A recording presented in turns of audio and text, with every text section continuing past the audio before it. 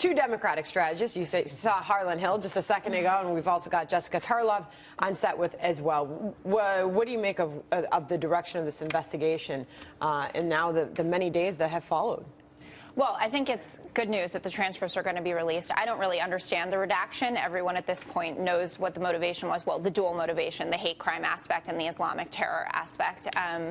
So I think that this is only going to heap on more criticism for the administration, that they're not letting the full Monty out there. I'm not surprised by it. What would be the point of that? Well, Why? they're trying to make this purely about gun control when it's clear that this is a much bigger issue than just gun control. Harlan, she said terrorism. Well, then why the redaction? No, then explain the redaction, because I can't well, justify it's because of the Islamic terrorism issue, what Obama explained last week, why he doesn't want to use the terminology, and they think that it's used as a recruitment. Well, they're not using the terminology. No. They're not using the terminology. They're just releasing the full transcript of what he said, which I think is important for the American people to actually hear. I don't disagree with you. I'm just explaining it that I don't think this is about gun control. I think this is more about a policy issue and, you know, a framework that Obama's been functioning in, which George Bush functioned. But still, you have to assume that the purpose of editing the transcripts is to put out their own message rather than what really. Well, let's let our imaginations run wild. What's in there that they don't like? Is it something they're afraid will misinform the public? Well, him walking into the nightclub and pledging his allegiance to this terror group. Will it be that? Is there some kind of tie to something that would embarrass the administration?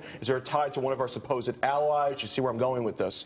Is that possible? Which is clear fodder for Donald Trump and his conspiracy theories, which I think is also the problem, because he's going to stand up there and he's going to say, well, what's missing in those transcripts? Is something going on? By saying that, Jessica, I'm sure that a Trump supporter would challenge you on what conspiracy theory, the fact that he's acknowledging that ISIS was behind this attack? No. What I'm talking about is last week where he implied that Obama maybe sympathized with the terrorists in that interview. That's what I'm talking about. Again, at this point, I'm struggling with the fact that we're still debating that this is radical Islamic terrorism, and the president got so steamed last week that people push him on this, but people don't trust his leadership on this issue because of your lack of action over the last more than 2 years. But let me ask you I think that he misses the point. That we're not just mad about what you call it. We're mad that many people in America don't see you. It's worse than that because he's whitewashing it by not releasing the full transcript. I don't understand what he's afraid of. Just be fully transparent. That's what we were promised with the Obama administration.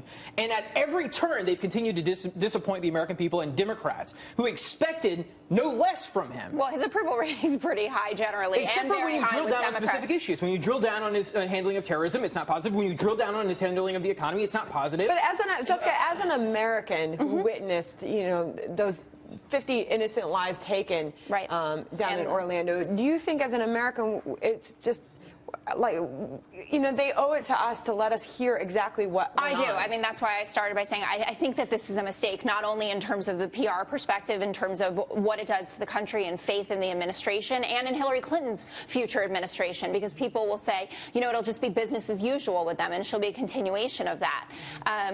Yes, I completely agree, and I think that it's a problem. Okay, so let's move on for a second here to purely politics, and we've still got Sanders fighting along, but you're in the camp that there are more and more Sanders supporters that would be willing to turn to Donald Trump should he be gone from the race. Right, and people ask me all the time, like, why is Sanders sticking around? And it comes down to one point. I mean, the FBI still hasn't, you know, come clean yet. I mean, they could still indict her, and I fully believe this. I appreciate when you look at the fact that she destroyed evidence and, you know, has obstructed justice. I mean, if she were anybody else but Hillary Clinton, I think that this would have already been settled before. All right, and Michael, busy morning for business.